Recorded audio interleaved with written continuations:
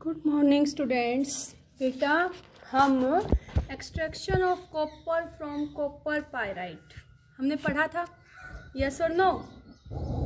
इससे पीछे वाले लेक्चर में हमने पढ़ा था extraction of copper from copper pyrite.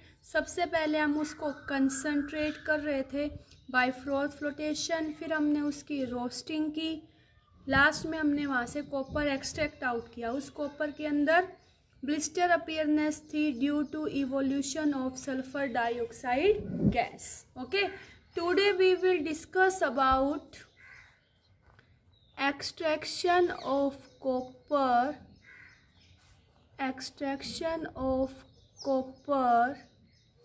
from low grade copper ore। कहाँ से?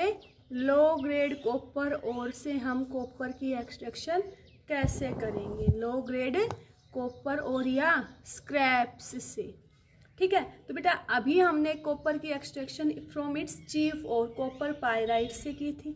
ठीक है, अब हम देखेंगे how will we extract the copper from low grade copper ore या स्क्रैप्स। हेयर वी कैन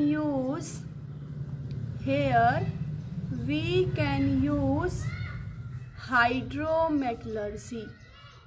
बेटा यहाँ हम extraction of copper from low grade copper ore we can use hydrometallurgy. Hydrometallurgy में क्या होता है बेटा? We make solution of ore, then we leached it by using an acid or bacteria। Okay, hydrometallurgy में हम क्या करेंगे? सबसे पहले हम सॉल्यूशन बनाएंगे और का, फिर हम उसको लीच्ड करेंगे, लीचिंग करेंगे उसकी बाय यूजिंग एन एसिड और बैक्टीरिया। देखो जैसे कॉपर की करनी है फ्रॉम लो ग्रेड कॉपर और, तो सबसे पहले हम उस कॉपर 2+ का सॉल्यूशन बनाएंगे।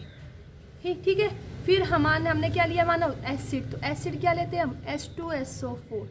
क्या?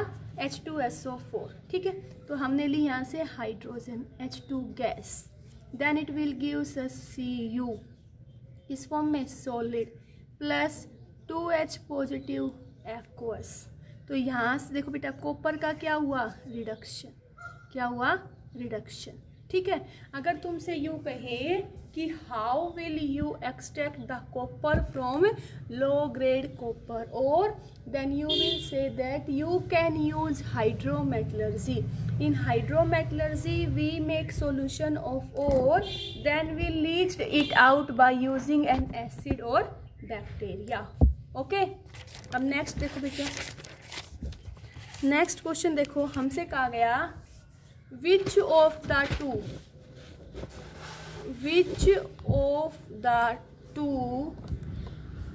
zinc or iron, which of the two zinc or iron could be preferred for the recovery of copper from leached out copper और। तुम्हारे पास लीच्ड आउट कॉपर और है, तो वहां से कॉपर कई रिकवरी करने के लिए तुम जिंक और आयरन में से किसको यूज करोगे? तो बेटा देखो कॉपर +2 था, जिंक को यूज करेंगे तो यहाँ से हमें क्या मिलेगा? Cu + Zn2 positive. कॉपर 2+ था, आयरन को यूज करेंगे तो Cu + Fe2 पॉजिटिव। यहाँ कॉपर का रिडक्शन, जिंक का ऑक्सीडेशन, कॉपर का रिडक्शन, आयरन का ऑक्सीडेशन। फिर हम क्या देखेंगे? Electrochemical series. तो बेटा zinc is more reactive, yes और नो? तो हम क्या देंगे? Reactivity of zinc is more than iron. Reactivity of zinc is more than iron, so it have high tendency, but we cannot use zinc because it is expensive. ये कैसा है बेटा, महंगा है, इसलिए हम इसको यूज नहीं करेंगे। तो हम क्या कहेंगे, iron will B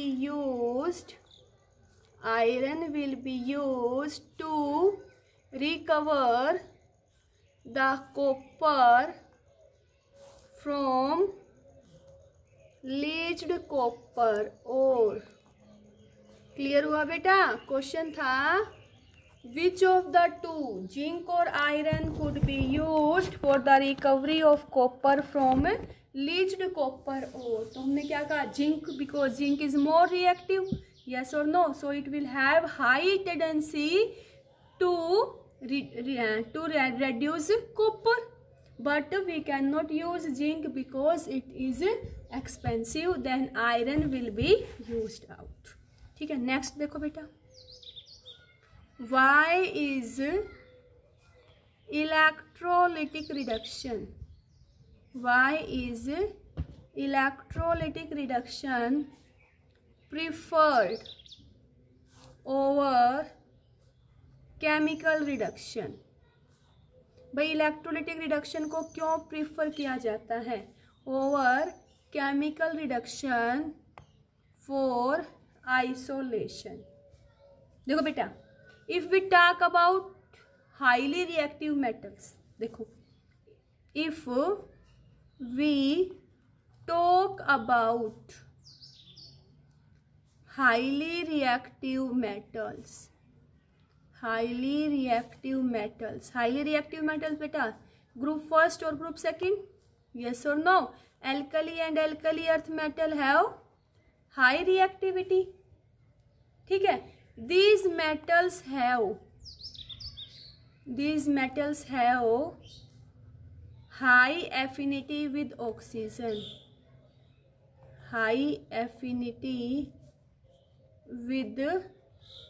oxygen, then they do not give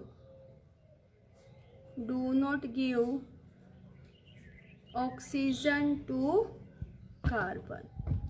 ठीक है बेटा, मैंने क्या बताया कि इलेक्ट्रोलिटिक रिडक्शन को क्यों प्रीफर किया जाता है और केमिकल रिडक्शन की बजाय, क्योंकि बेटा जो मोर रिएक्टिव मेटल है उनकी हाई टेंडेंसी है ऑक्सीजन के साथ, so they do not give oxygen, then we use electrolytic reduction। देखो जैसे मैंने कहा K2 कार्बन के साथ करवाएंगे तो यहाँ से K+CO, लेकिन इस पोटेशियम की ऑक्सीजन के साथ हाई एफिनिटी है, तो ये रिएक्शन हमारी इजीली नहीं हो पाती, इसलिए हम क्या यूज करते हैं, we can use electrolytic reduction method.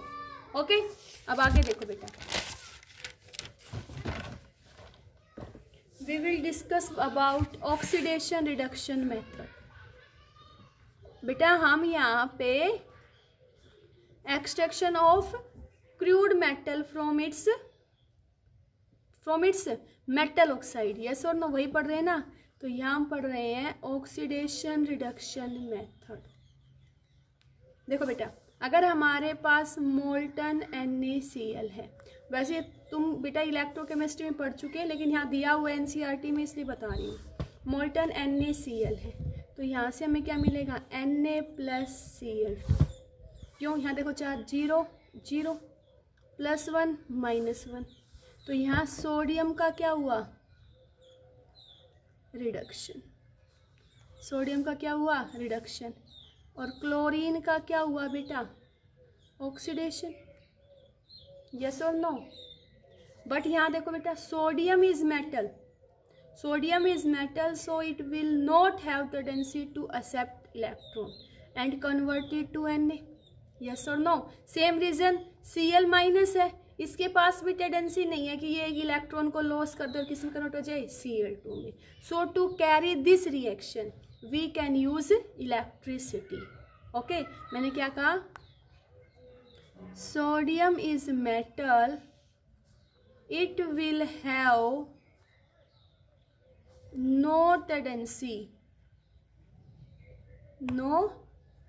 tendency to accept electron and convert it to Na, while Cl minus also have no tendency to lose electron and convert it to Cl2. So we need electricity.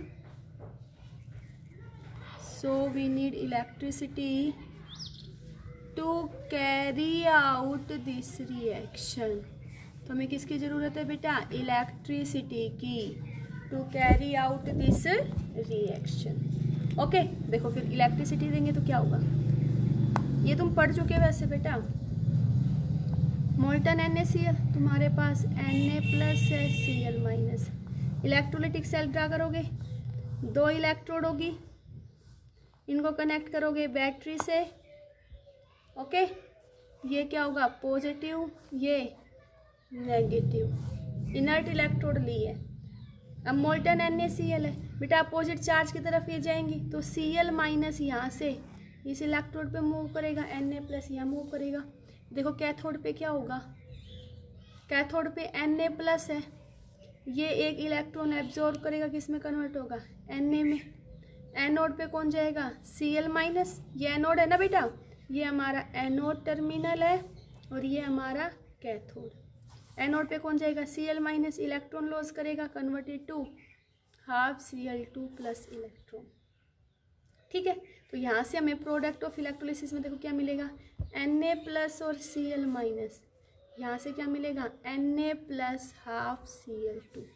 Okay, but when we use aqueous NaCl, but when we use aqueous NaCl, अगर हम क्या लेंगे बेटा? Aqueous NaCl, we know that aqueous NaCl is known as brine. Aqueous NaCl को क्या बोलते हैं? Bryan बोलते हैं बेटा। एक्वस NaCl है मीन्स यहाँ पे Na प्लस भी है, Cl माइनस। एक्वस है तो वाटर भी प्रेजेंट है। देखो एक्वस NaCl में तुम क्या लिखते थे? NaCl, तो यहाँ से Na plus Cl minus. Aqueous है तो वाटर है, H प्लस OH माइनस। अब इन दोनों में से एक कैथोड पे डिपॉजिट होगा, तो कैथोड पे कौन डिपॉजिट होगा? जो इलेक्ट्रोकेमिकल सीरीज में नीचे आएगा। तो यहाँ से बेटा H प्लस कहाँ जाएगा? कैथोड पे। तो यहाँ देखो कैथोड पे क्या होगा? कैथोड पे H प्लस है, इलेक्ट्रॉन एब्जॉर्ब करके किस में कन्वर्ट होगा? हाफ H2 में। और एनोड पे कौन जाएगा? जिसका एनोड डिस्चार्ज कैपेसिटी ज़्यादा है, तो Cl माइनस, ये कन्वर्ट होगा हाफ Cl2 प्लस इलेक्ट्रॉन। ठीक है, अब यहाँ देखो इस मिक्सचर के अंदर Na प्लस और OH माइनस, क्या? Na प्लस एक्वस सॉल्यूशन में प्रेजेंट होगा and OH minus aqueous, they will settled at bottom, they will settle at bottom and form NaOH। ये बॉटम में सेटल्ड हो जाएंगे और क्या बना देंगे? NaOH। ये ऑक्सीडेशन रिडक्शन प्रोसेस है बेटा, तुम इलेक्ट्रोकेमिस्ट्री में भी पढ़ चुके हो। ठीक है, अब oxidation reduction process is also use in extraction of silver and gold. Yes और नो? ऑक्सीडेशन मैंने पीछे शायद बताया हुआ है ये पॉइंट तुम्हें कि अगर हम सिल्वर और गोल्ड का एक्सट्रैक्शन करते हैं तो वहाँ पे भी हम क्या यूज़ करते हैं? वहाँ पे भी बेटा हम ऑक्सीडेशन रिडक्शन मेथड यूज़ करते हैं। ठीक है, तो अब हम किसके बारे में पढ़ेंगे? We will discuss about extraction of silver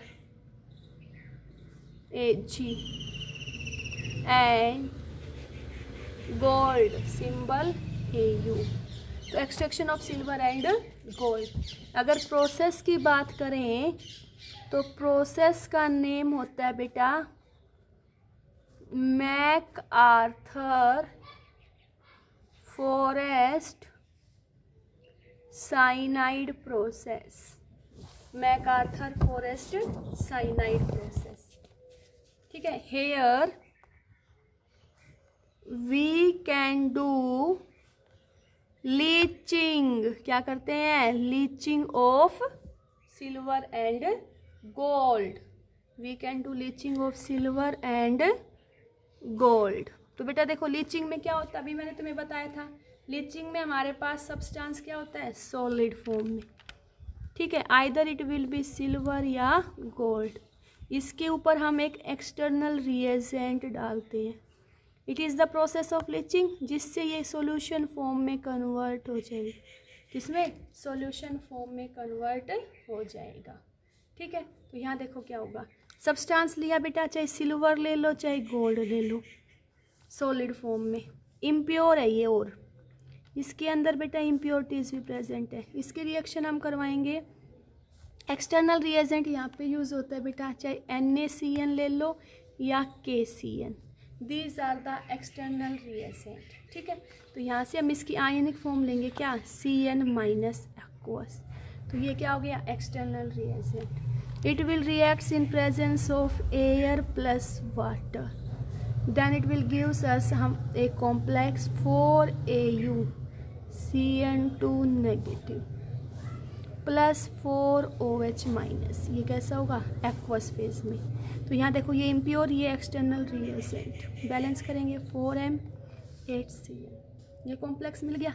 इस प्रोसेस, इस स्टेप में कौन सा प्रोसेस हुआ, ऑक्सीडेशन। फिर क्या होगा, जो हमारे पास कॉम्प्लेक्स बना 4AU CN2 negative, it will reacts with zinc.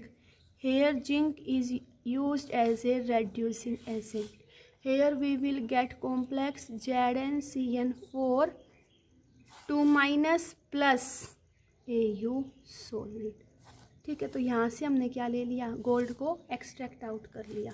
तो इस प्रोसेस में, इस स्टेप में कौन सा प्रोसेस हुआ, ऑक्सीडेशन, और इस स्टेप में कौन सा हुआ, रिडक्शन। तो बेटा MacArthur process is also known as oxidation reduction process. NaCN KCN क्या है, एक्सटर्नल रिएजेंट। जिंक कैसे काम करेगा यहाँ पे, जिंक इज रेड्यूसिंग एजेंट, ठीक है। इस कॉम्प्लेक्स की नेमिंग दी हुई है, मैं तुम्हें कोऑर्डिनेशन में बताऊंगी, वो अगर देखना चाहो तो इसकी नेमिंग हो जाएगी डाईसाइनिडोओरेट, डाईसाइनिडोओरेट आयन, ओके। तो ये हमने किस में पढ़ा, extraction of silver and gold, process is MacArthur, leaching process use हुआ यहाँ पे भी, ठीक है बेटा। अब बेटा देखो, जो मेटल्स हमने अबाव प्रोसेस से निकाले, they are not very pure, so to remove their dissolved या small amount of impurity we can do refining of metals, okay। मैंने क्या कहा, metals which are obtained by the extraction are not very pure, so we have to do purification or refining of metal, because these metals are contaminated, these metals are contaminated with the impurities, so we should try to remove them, okay। तो बेटा next lecture में हम पढ़ेंगे refining of metal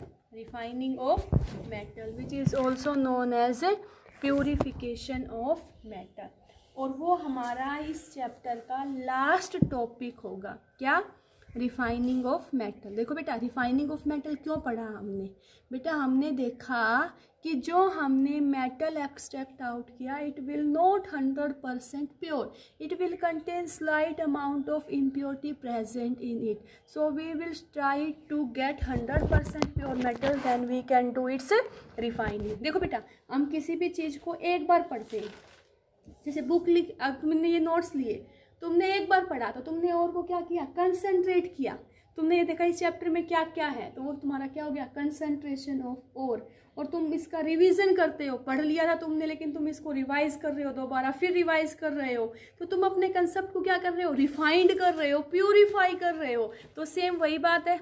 okay, thank you. Next video में बेटा जो हमारा last topic होगा प्यूरिफिकेशन ऑफ मेटल या रिफाइनिंग ऑफ मेटल, उसके बारे में पढ़ेंगे। थैंक यू बेटा।